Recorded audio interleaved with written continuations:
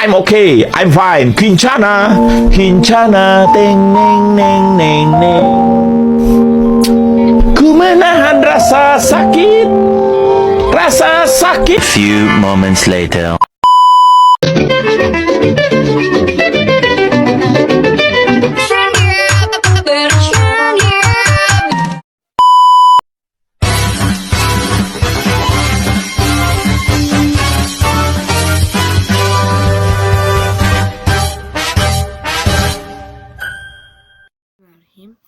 Assalamualaikum warahmatullahi wabarakatuh. Halo guys, perkenalkan nama saya Nabila Nur Zainab. Saya dari Garut, Lewing Goong, Kampung Pari. Dan saya sekolah di SMN 10 Garut. Kelas saya dari kelas 10-9. Di video kali ini saya akan menjelaskan tentang materi norma. Dan norma yang saya ambil yaitu norma hukum. Kenapa harus norma hukum sih? Ada apa dengan norma hukum?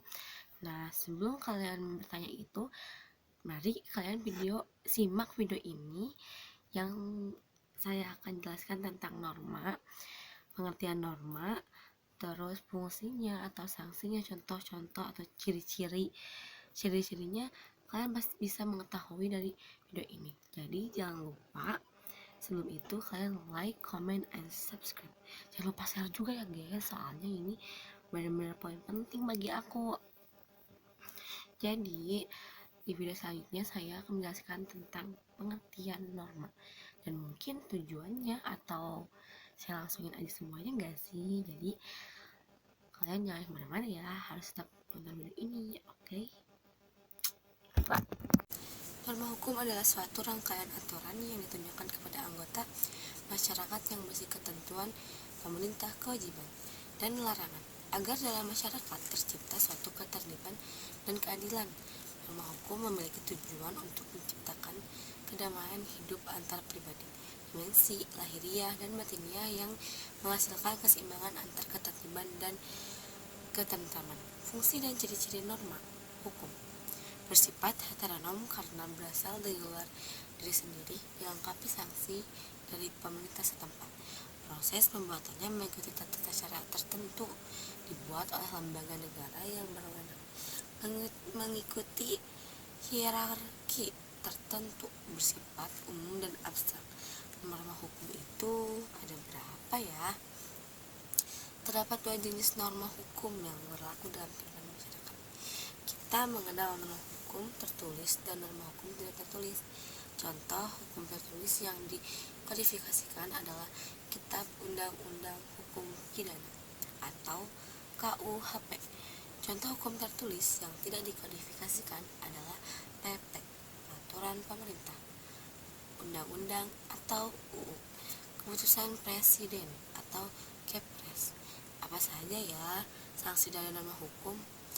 Sanksi yang diberikan bisa berupa hukuman penjara seumur hidup hingga mati bagi pelanggaran berat.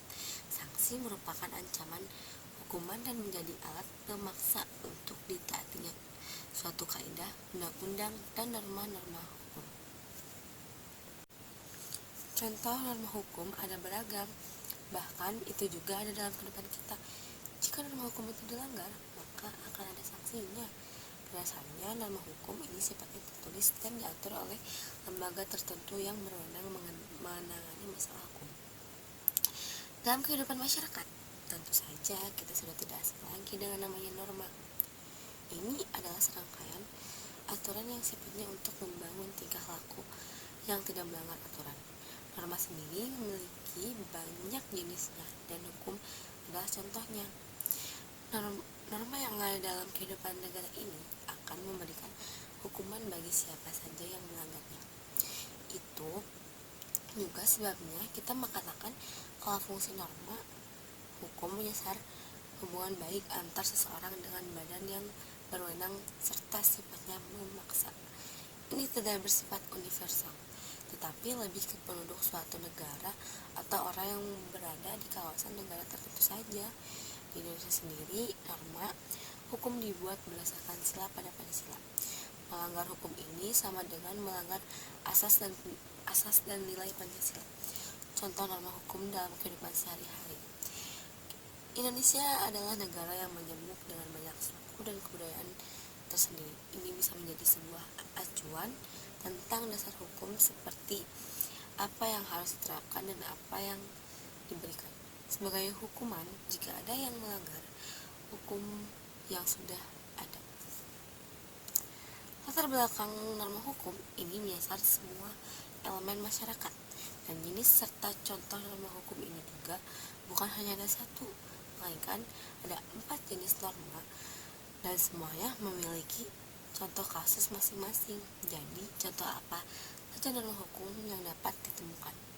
Ayo simak video selanjutnya untuk melihat atau mendengarkan tentang 4 jenis norma lainnya. 1. Hukum tertulis. Hukum tertulis adalah sebuah aturan yang dibuat dalam bentuk tertulis. Seperti yang sudah disebutkan, kalau ini didasari oleh Pancasila, maka contoh norma hukum tertulis adalah undang-undang, peraturan pemerintah, dan dokumen penting lainnya. Hukum tertulis ini digunakan untuk kehidupan masyarakat pada satu wilayah, negara, dan dibuat oleh lembaga yang berwenang. DPR dan pemerintah eksekutif memiliki hak dan wewenang untuk menyusun hukum tertulis dari tingkat bawah ke atas. 2. Hukum pidana. Contoh norma hukum selanjutnya adalah hukum pidana. Contohnya adalah seperti pencurian yang terjadi dalam kelompok masyarakat hingga menyebabkan kerugian dalam hal material. Pelaku dapat terjerat hukum sesuai dengan yang tercatat. Tujuan adanya norma ini adalah membatasi tingkah laku masyarakat agar tidak mengancam hak orang lain. Tentu saja bagi pelanggar akan dihadapkan dengan sanksi. Jadi dengan adanya sanksi ini diharapkan tidak ada lagi pelanggaran. 3. Hukum perdata. Contoh norma hukum selanjutnya adalah hukum perdata. Di dalamnya nanti adalah serangkaian kewajiban yang harus ditaati oleh warga negara. Hukum perdata ini akan mengurus masalah yang dilakukan oleh salah satu pihak individu ke orang lain. Hukum perdata ini tidak sama dengan hukum pidana.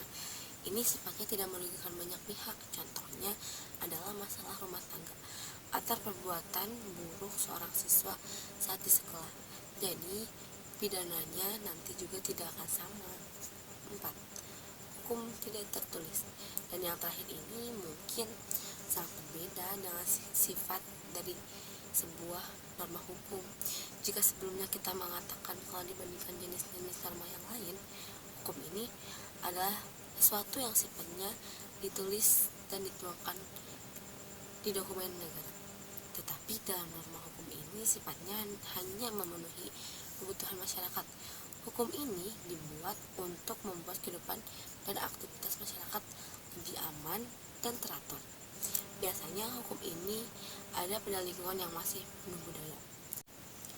Pendapat disimpulkan bahwa norma hukum berarti kesepakatan yang dibuat oleh seluruh unsur masyarakat atau yang mewakili masyarakat di wilayah-wilayah tertentu.